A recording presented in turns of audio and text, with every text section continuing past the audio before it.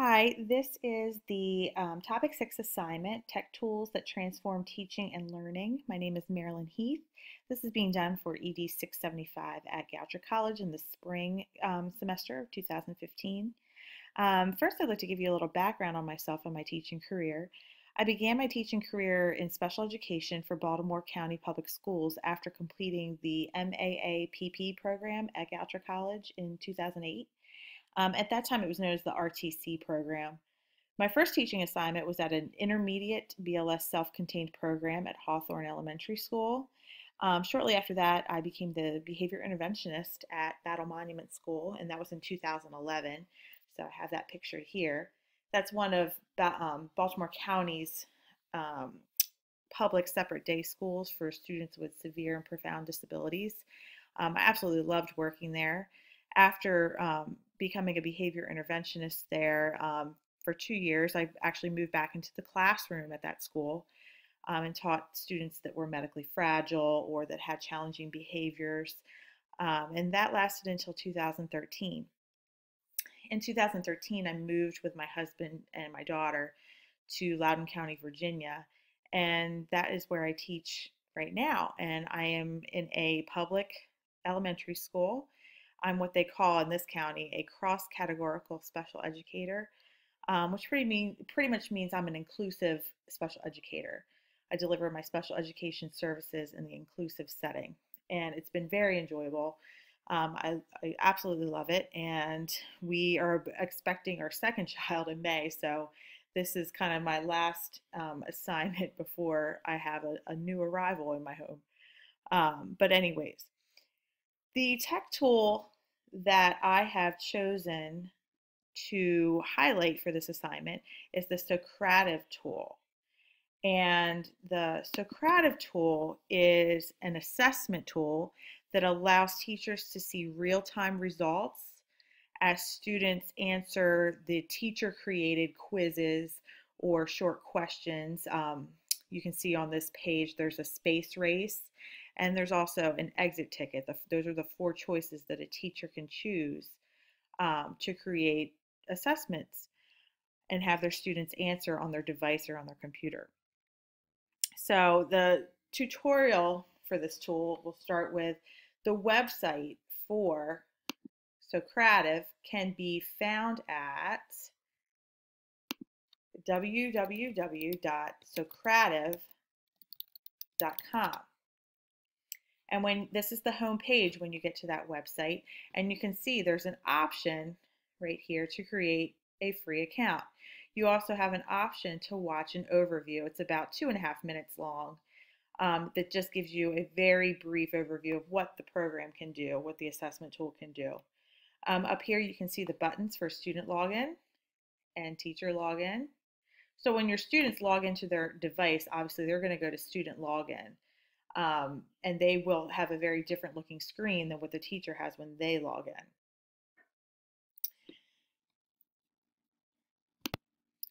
So after logging in, you have the option to create a quiz, a quick question, a space race, or an exit ticket. And as a teacher, you can determine if you would like the students to enter their name or not before entering the activity. You have that capability. Um, I'll show you in the user guide in a second, where you can they can either put their name in or they cannot. When creating a quiz, you have the option to create a multiple choice quiz, a short answer quiz, or a true-false quiz. Also, a pretty neat part of the tool is teachers can collaborate and share assessments that are creative and Socrative as well. I think the easiest way for this tutorial to happen is to look at the user guide, and I will start this at the top. I've kind of been scrolling through it, but it comes with a very user-friendly user guide to use the tool. So you can see it's a very short table of contents right here. It goes through how to register on this page, how to log in.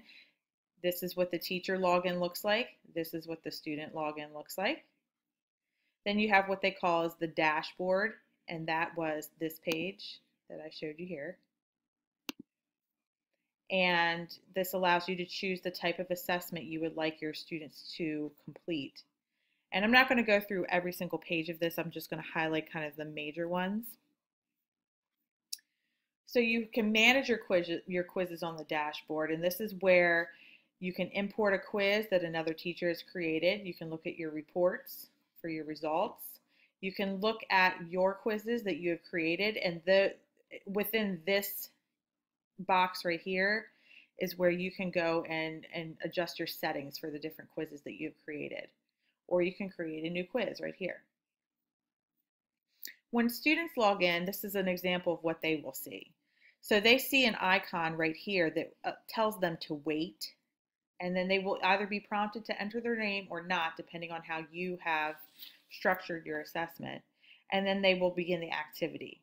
And the activities are really neat in the way that you can import photographs or any kind of visual that will support your assessment, to make it more engaging for the student, as well as, provide a visual cue if you would use that instructionally for them to answer the question. It then goes into telling you how to create the quiz. Here's a multiple choice quiz, a true-false quiz, a short answer quiz, how to import quizzes. And then after the students have taken the quiz, it tells you how to run the quizzes and view the reports. So like I said, you can see that the user guide is extremely user-friendly. And these are some right here. This is kind of neat. This is some of the options that you can choose as a teacher when you're creating your quizzes. You can see that there are 3 different quiz types. You can make them student-paced, where it gives immediate feedback to the student whether they got a right or wrong answer. A student-paced quiz that just allows them to navigate the quiz on their own, but does not necessarily tell them if they got the answer right or wrong. And then a teacher-paced quiz, which for my special education students, this is the best option because they tend to rush. But the student will answer a question and then will be prompted that they have to wait for the teacher in order to continue to the next test item.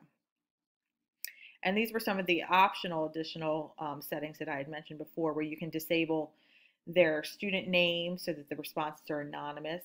You can randomize the questions or the answer order, and you can disable that student feedback. And you can see it's very easy to use over here. So again, here's an example of what a student may see on a test item.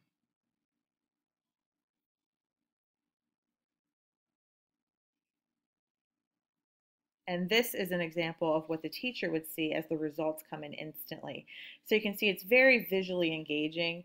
It draws your eye right to the specific individual questions up here. It has the percentage for accuracy down here, and it's designated by specific question. Here's student names over here.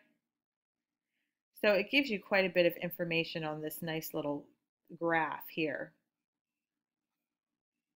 Here's an example of a teacher-paced quiz. So the student has to hit submit answer before they can go on to the next item, and then they will see a waiting for teacher screen on the next page. Here's some more examples of the different types of assessments you can create. Like I said, I'm not going to go through all of them. The space race is a way to engage the students in a game to answer assessment questions. They can either team up, they can have teams, or they can do it individually. And here's an exit ticket. You can use this tool to make exit tickets. And then it goes on to the reports. And the reports they're very user-friendly as well. Here's an example of what the report types would look like. You can see over here, here's their student names, and then you have overall scores, their number of correct items, and then you can designate it specifically by each question, and you can see the percentages down here, the graded responses for the class. And here's short answer responses over here. So you can also look at individual student reports and see where they went wrong on the assessment items. So that's the user guide for Socrative, and as you can see, it was very easy to use. A couple things to point out that for instructional implications, for struggling learners, this can be a really nice engaging tool for them. The teacher can create a separate differentiated quiz that is geared towards the student's strengths. And because the students take them on their own individual devices, it can remain anonymous. Um, the teacher could choose to make it a teacher-paced assessment rather than a student-paced assessment, depending on the needs of the child, and that would be a way of differentiating the instruction as well. And on the flip side, just like with struggling learners, for instruction that needs to be enriched for some students, the teacher can extend their quiz by incorporating higher level questioning to support those students that need that type of extension. Again, you can make this so individual that it'd be very easy to tweak some of these assessment items so that you're meeting the individual needs of all the students. For the SAMR model, this tool falls into the substitution stage. The assessments are a substitution for the traditional paper and pencil versions of any pre and post tests or exit tickets that we may do as teachers. And I really found that it was extremely user-friendly, and I'm excited to try this out in my own classroom to see how the kids respond to it. I find that the kids now they're actually more tech savvy than I am. Even my kiddos that struggle on a daily basis and are identified with special needs. So I'm very excited to incorporate something like this into my teaching. And the last part, the reflection on screencasting. I found this screencasting to be really easy. And again, I'm excited to use this more and more instructionally. Some ideas that I had for using screencasting could be, you could use this to supplement your instruction delivered traditionally on the board. The kids seem to be more engaged when it comes on a computer or some kind of technology device. We're in a very digitized society, and that is what they're comfortable with. So, this could easily supplement your instruction. Also, when you have a substitute, you could make a presentation on new material so that you're not having to leave busy work. You can keep your instruction going. The students can view your presentation, and then the substitute can support them in practicing that skill or assessing that skill. So you can keep the pacing of your instruction going and not get sidetracked by snow days or substitutes. You could also send the presentation to parents if a student was out sick so that they don't lose ground on that instruction. Or you can create these presentations as a review for certain skills. If any kid needs some kind of reteaching, you could use this for that purpose. So again, I found the screencasting to be kind of fun. It's almost like you're having a conversation with a person in front of you, and it was very easy to use and very easy to pick up. So I'm going to give it a try in my classroom and reflect upon that. So again, thank you for listening to the presentation. I hope that you found it informative and that you will give this Socrative tool a try in your classroom. Thank you.